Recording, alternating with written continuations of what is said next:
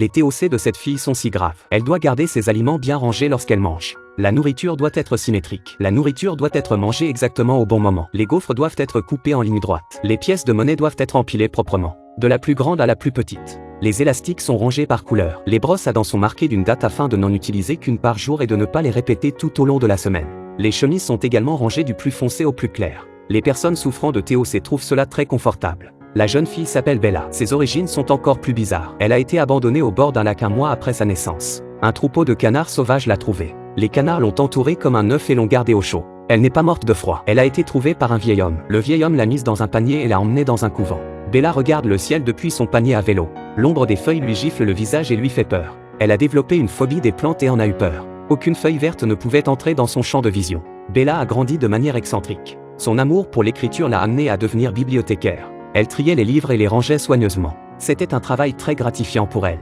Bella venait d'emménager dans sa nouvelle maison. Mais elle n'avait jamais mis les pieds dans le jardin car elle avait peur des plantes. C'est une nuit d'orage et elle doit aller fermer la porte à l'extérieur. Elle était préparée à l'orage. Mais elle s'est évanouie à cause des branches qui se balançaient. Lorsqu'elle s'est réveillée, elle se trouvait dans la maison voisine du vieil homme. Le vieil homme est furieux. Il demande à la jeune fille ce qu'elle fait d'autre que de détruire des plantes. Bella n'était pas sûre de ce qui s'était passé. Les réprimandes du vieil homme n'ont cessé de s'aggraver. Le médecin a été grondé et est parti. Frank, le cuisinier, est au bord des larmes.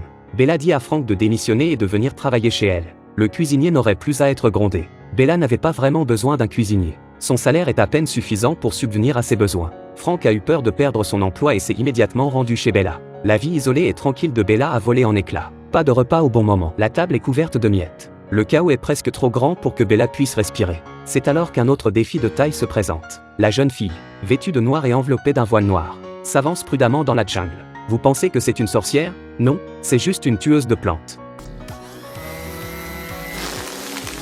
Comment Bella, phobique des plantes, s'est-elle retrouvée dans un jardin désert? Tout a commencé il y a quelques jours, quand Frank est devenu le cuisinier de Bella. Cette dernière a pu manger de délicieux repas tous les jours. Le vieil homme d'accent grave côté était malheureux. Il n'avait que du pain froid et de la nourriture rapide peu appétissante. Et personne pour discuter avec lui. Il n'en peut plus et commence à se battre avec Bella pour le poste de cuisinier. Il appelle Bella. Il dénonce Bella à la mairie pour avoir abandonné le jardin. La mairie vient l'inspecter et lui donne un ultimatum. Si elle ne range pas le jardin dans le mois qui suit, elle sera mise à la porte. Bella doit aller dans le jardin pour commencer son programme de désherbage. Bella a l'intention de mettre de l'ordre dans le jardin. Mais elle veut seulement arracher toutes les plantes. Frank ne peut pas l'aider car il est allergique au pollen.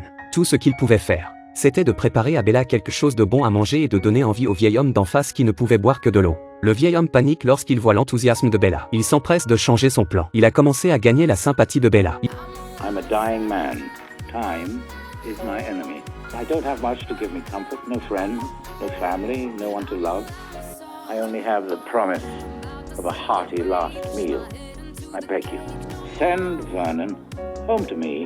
Bella était sur le point de s'excuser lorsque Frank a raccroché le téléphone. Frank lui dit que le vieil homme a commencé à dire cela il y a 10 ans. Bella se rend compte qu'elle a failli tomber dans le piège du vieil homme. Arracher les mauvaises herbes n'est pas aussi facile que Bella le pensait. Le vieil homme s'est approché et s'est moqué d'elle parce qu'elle n'était pas capable de mettre de l'ordre dans un jardin. Voyant que Bella n'avait pas le choix, il lui a fait une proposition à ce moment-là. Il aiderait Bella dans son jardin. Mais la cuisinière devrait cuisiner pour lui. Frank a accepté le marché. Il a seulement accepté de préparer la nourriture et de la laisser à la fenêtre tous les jours pour que le vieil homme puisse l'emporter. Le vieil homme ne fait plus la fine bouche. Après tout, il n'a pas à souffrir de la faim et peut continuer à se disputer avec Frank. Le vieil homme a tenu sa promesse et a donné à Bella un livre sur le jardinage. Il lui a appris pas à s'occuper de son jardin.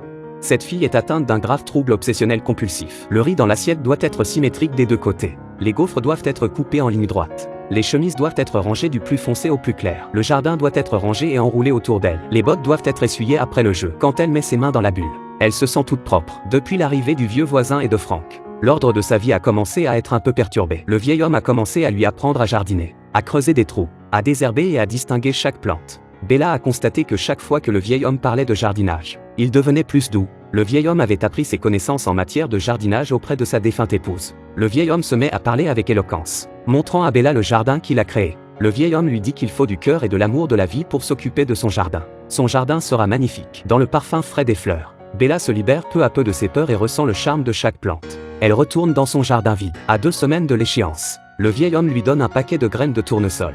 Bella dessine l'emplacement de la pépinière sur ses propres plans. Bella creuse et sème les graines de ses propres mains, prenant peu à peu du plaisir et un petit sentiment d'accomplissement. Le temps est mauvais. Bella se précipite dehors sous la pluie. À ce moment-là, Sa petite pépinière est en mauvais état.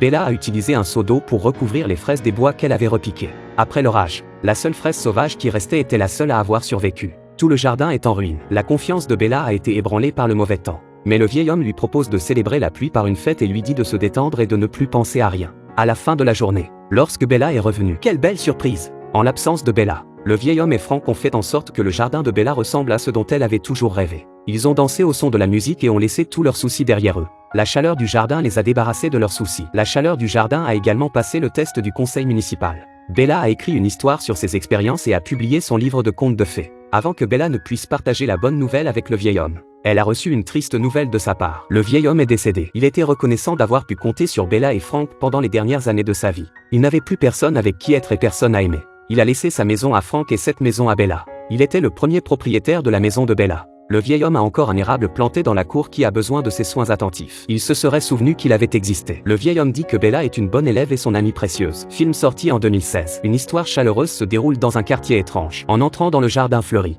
nous ne sentons pas seulement les fleurs, mais nous voyons aussi leur amour de la vie. Même les vies les plus ennuyeuses peuvent être animées si nous nous y mettons.